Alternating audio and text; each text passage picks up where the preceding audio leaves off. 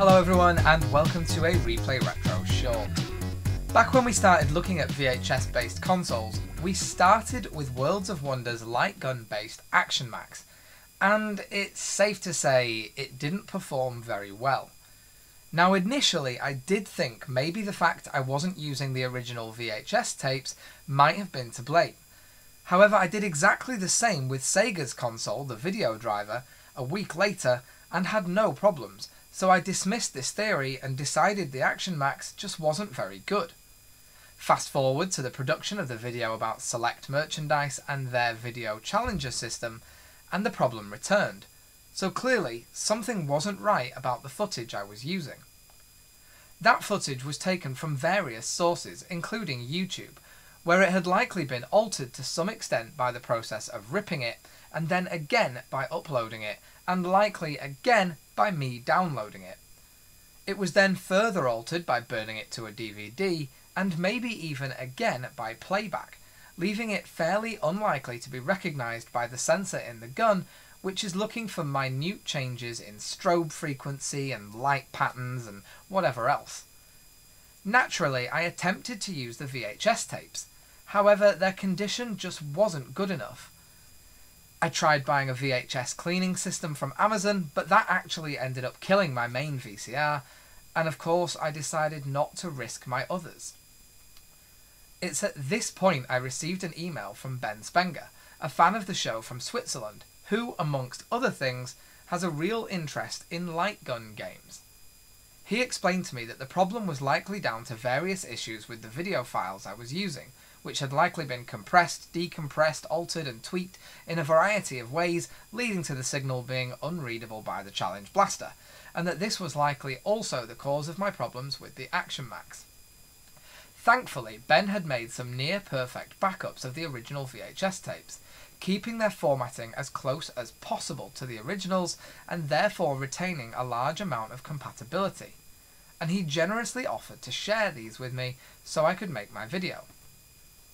Using these, I first attempted to create more accurate DVD versions, which I could then play on one of my CRT screens, but again the files seemed affected by this process and still didn't work. I even tried playing them directly from a variety of PCs over a CRT monitor, which still didn't work despite showing some improvement. As you might imagine, I have access to a number of PCs, screens and video conversion boxes, but no combination of these seemed to be of any use. So, defeated and deflated, I again turned to Ben for help, and was finally able to get things working enough to produce the Video Challenger episode, even if it still wasn't quite perfect. However, that does mean we now owe it to the Action Max to go back and try it again, using the lessons I've learned from Ben to see if it really was as bad as it first appeared. And for that, we need to head over to the lab. So here we are in the lab, and what we've got set up is pretty simple. First and foremost, we're using a Bang & Olufsen MX4002. It's one of the better CRTs for retro gaming, and it's a recent acquisition, replacing my MX2000, which broke. This is a better model. It can play stuff in NTSC rather than it being black and white, so that's good. And it's just a lot more compatible with a lot more stuff. We also have the Action Max console itself, which I've positioned on this angle so that you'll be able to keep an eye on the score display as things go to see how well it's working. The video feed, as you can see, is pretty clear, and that's coming from the lab PC, which lives in a cupboard just behind the camera, and that's being sent out over HDMI, which is then being converted by one of these cheapy boxes off Amazon to a composite signal, which is then going through to the TV's SCART socket and onto the screen. Now, the settings for the TV are where things get a little bit trickier. It's important that the darkness of the screen is right, and that the contrast and that the colour and all of that stuff is right. Thankfully, once again, Ben came to the rescue and gave us all the information that we needed to set this TV up, and then with a little bit of tweaking to make up for the fact that obviously my tube isn't the same as his tube, we've managed to get it to a point where I think the game might be kind of working. But we'll see what you think when you take a look at Sonic Fury in action. But first of all, we're going to turn off the main lights here in the lab because they're LED and they will mess with the signal. And we're also going to turn off the lab's CCTV cameras as they put out infrared, which could also cause problems. So, let's take a look. When you see the circle in the center of the TV start flashing, look at the red score panel on your base unit. Every time the circle starts flashing, you should see the score start counting. If your Action Max unit is not counting when the circle So I don't know if the camera can pick that up properly, but this is counting up perfectly as it's supposed to in this test mode. So what we can say for definite is that unlike before, the sensor on the TV and the console are working perfectly. So any issues may just be the gun. Put the game setting in the normal position. So let's put the console in the normal position and do the target practice bit next.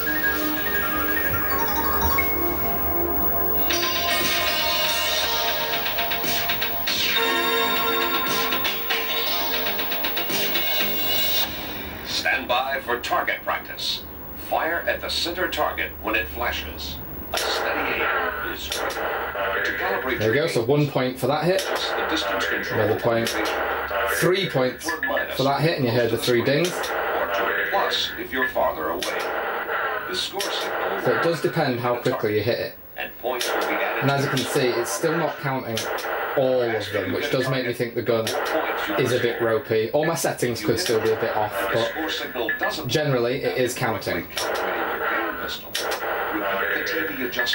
3 points there. And see your user. The flashing target may 2 points for that one. Enemies or friends. And as you can see, there's also friend targets. So there you go, I hit that, so I lost 2 points because that was a friendly. The score signal will not light. You will hear in your headphones, and points will be deducted.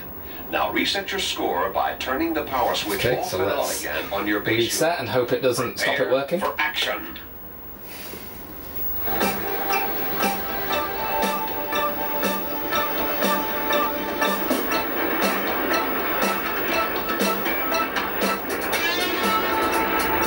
Welcome to final exams, Lieutenant. This is where we find out if you're good enough to fly with the Sonic Fury. Nice deal. Now, target drone's coming up. If you bag just one today, you'll earn a permanent place in that cockpit. I'm Squadron Leader Major Lance Benson. Alabama, for short. Nickname's only up here, by the way, so we'll be calling you Ace from here on. On your right wing, 2 of the hottest fighter pilots in the air. A home Native American Top Gun chief. Because that's not a stereotype. Let's check your app display, Ace. I'm surprised they didn't call the black guy 8-ball or something. Screen is there if you need it, huh? Oh, the comments aren't going to like me. Okay, back to business. And Alabama for the... Oh, Jesus, it gets worse. It's all yours. Ah, there you go. We hit that guy. We hit him a few times. You're gonna let that remote control scrap beef out, fly you? Move over and I'll give you a hint. Okay, that wasn't bad. Flat speed quality, will you? Remember, the good guys have 2 tailpipes. Okay, so we don't want to hit him, but what happens if we do? Because we haven't got the friendly fire thing to work yet. You can shoot around me and nail this tin can? Yeah, we got him. Well, the only thing you'll be flying is a bulldozer at the base garbage dump. Okay, I'm out here. It's all yours. So again, you can see the faster you hit them, We can all call it a day. the more points you get. Welcome aboard, Ace. It's official. You're Sonic 4. All right, gentlemen, that's it. Form up on me and let's head for home plate. Hey, somebody else take a look. I've got something out there closing fast. Must be right on top of us. Watch it, Ace. Toward bar. Whoa, where'd he come from? Now, one thing I didn't know the Action Max could do is you'll see the score has just gone down when we've been shot at by that other plane. So it can also acknowledge that you've been hit. There you go, it's gone down again. So it can acknowledge you being hit, it can acknowledge you hitting an enemy, and it can acknowledge you hitting a friend, which is pretty good. You should have all 4 of us visual back there. Yeah, I got you on the radar too. I think we're back in business. Right, radar's back.